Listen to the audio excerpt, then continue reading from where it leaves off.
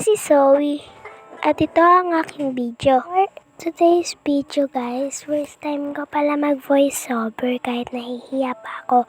Ayan pala, magagawa pala ako dyan ng freebies. Kahit maliit na video lang to guys kasi wala akong maisip na content. At ayan, namimili na pala ako at nakapili na ako ng gugupitin ko. Ayan, sinimulan ko na pala magupit. At habang nagugupit ako, may sasabihin lang ako sa inyo. Sana i-follow nyo ako sa Facebook page ko at i-subscribe nyo ako sa YouTube channel ko. At i-like na din kalimutang i-like ang video ni Kuya Riwel. At sana tapusin nyo din ito. Sana mapanood din to nila mama. At ito palang sticker guys is binebenta ko to. At madami na pala ako nakikita dito.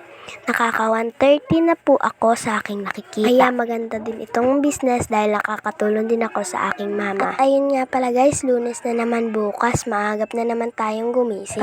Pagod na naman tayo araw-araw dahil maagap gumising plus mag-aaral pa tayo. At ayan, natapos na pala ako. At ayan, inayos ko na ulit ang aking mga kagamitan. At ayan na pala guys, thank you for watching, bye bye!